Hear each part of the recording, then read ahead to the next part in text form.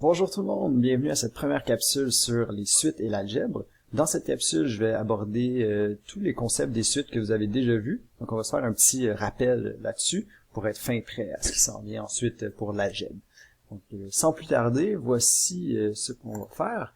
Donc, premier exemple, je vous donne la suite suivante qui est -3, 1, 5, 9 et 13. Ce que je vous demande, c'est de donner la définition des mots de vocabulaire qui vont apparaître à l'écran. Donc, le premier mot de vocabulaire, c'est un terme. Donc, un terme, c'est un nombre faisant partie de la suite. Par exemple, -3 fait partie de cette suite, c'est un terme de la suite. 5 est un terme aussi, 9, 1, 13, ainsi de suite. Le rang maintenant. Le rang, c'est la position d'un terme dans la suite. Donc, je peux parler donc -3 est au premier rang, ou est au rang 1, 13 est au rang 5, et sinon 5 est au rang 3, ainsi de suite. Je pourrais dire que 1 est au deuxième rang. Donc, c'est la position d'un terme dans la suite. La régularité, maintenant,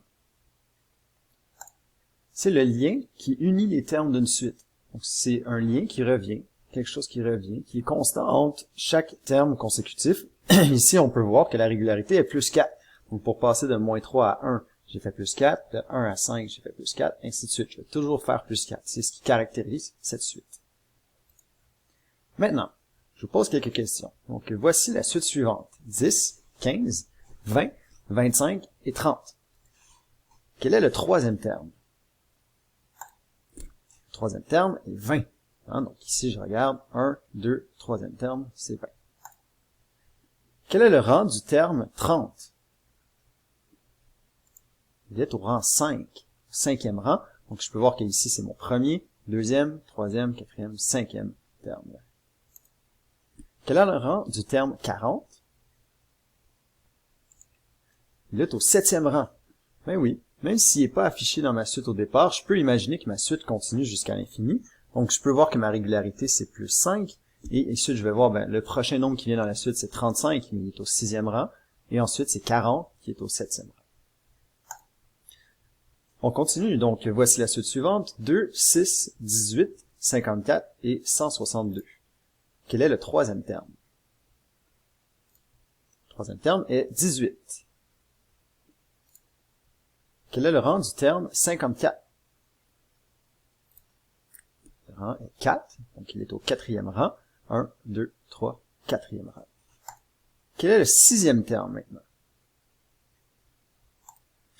C'est 486. Même principe pour avant, donc je peux continuer quand même. Donc je vois que ma régularité, c'est multiplié par 3. Donc 2 fois 3, ça me donne 6. 6 fois 3, ça me donne 18. 18 fois 3, 54, ainsi de suite. 162 fois 3, ça me donne 486. Voici la suite suivante. -25, -18, -11, -4 et 3. Quel est le cinquième terme? C'est 3. Quel est le rang du terme 24? Donc c'est 8. Même principe, je continue, donc je dois trouver la régularité en premier. Je vois que ma régularité, c'est plus 7. -25 à -18, c'est plus 7. -18 à -11, plus 7, plus 7, plus 7. Je continue, donc 3 plus 7, c'est 10. Je suis au sixième rang. Plus 7, 17, je suis au septième rang. Plus 7, 24, je suis au huitième rang. Maintenant, quel est le dixième terme? Le dixième terme est 38. Donc, étant donné que je sais que 24 est au huitième rang, je peux continuer à partir de là. J'ajoute 7, je suis à 31. J'ajoute 7 encore, je suis à 38. Donc, je vois que j'arrive au dixième rang pour 38. Maintenant, on va parler des suites arithmétiques. Les suites arithmétiques font partie des suites numériques. C'est une famille des suites numériques. Je vous lis la définition. Donc, c'est une suite numérique est arithmétique si la différence entre deux termes consécutifs est constante. Donc, ça veut dire que si on fait toujours la même addition ou la même soustraction entre tous les termes consécutifs de la suite. Donc, ça peut pas être une multiplication, pas être une division. Il faut vraiment que la régularité soit la même addition ou la même soustraction partout. Dans les exercices qui vont suivre, je vais vous demander la régularité et aussi je vais vous demander de déterminer si les suites sont arithmétiques ou non, en fonction de la régularité que vous allez trouver. Donc, premier exemple, j'ai la suite suivante, qui est 2, 5, 8, 11, 14, 17 et 20. Quelle est la régularité? La régularité est plus 3. Donc, entre chacun des termes, j'additionne 3. Maintenant, est-ce que la suite est arithmétique? Oui. Étant donné que c'est la même addition partout, je peux conclure que la suite est arithmétique. Maintenant, la suite suivante. 1, 2, 4, 8, 16 et 32. Quelle est la régularité? C'est fois 2. Donc, je vois que pour passer de 1 à 2, soit je fais plus 1 ou je fais fois 2. Soit je le teste, je l'essaie, mais je peux voir que si j'avais essayé avec plus 1, mais après, ça n'aurait pas fonctionné. Par contre, si je fais fois 2, ensuite 2 fois 2, ça me donne 4, fois 2, 8. Donc ici, la régularité est multipliée par 2. Est-ce que c'est une suite arithmétique? Non. Donc, étant donné que c'est pas une suite arithmétique, parce que j'ai une multiplication. Donc oui, je fais toujours la même multiplication, mais étant donné que c'est pas une addition de soustraction, c'est pas arithmétique. Maintenant, donc, la suite suivante, 48, 24, 12, 6 et 3. Je vous demande quelle est la régularité de cette suite.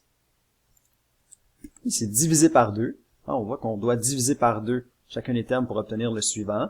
Est-ce que c'est arithmétique dans ce cas-là?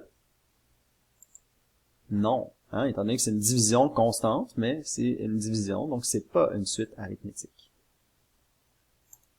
Maintenant, vous avez une suite qui est dans un tableau de valeurs.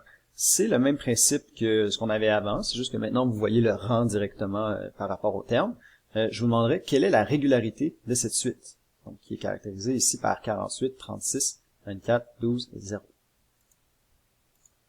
Oui, c'est moins 12. Dans ce cas-là, on enlève 12 à chaque fois pour obtenir notre nombre. Est-ce qu'elle est arithmétique? Oui, c'est une soustraction qui est constante. J'enlève toujours le même nombre qui est 12, donc c'est constant, une soustraction. Oui, c'est arithmétique. Ensuite, vous avez la suite moins 5, 10, moins 20, 40 et moins 80. Quelle est la régularité? Oui, c'est multiplié par moins 2. Celle-là est plus difficile à voir, mais on voit que le signe moins revient un nombre sur 2. Donc, on alterne, donc on doit multiplier par un nombre négatif, et en plus, le nombre double, donc le fois moins 2. Est-ce que c'est une suite arithmétique? Non, étant donné que c'est une multiplication qui est constante, mais une multiplication, donc c'est pas une suite arithmétique. On poursuit avec un exercice dans un graphique.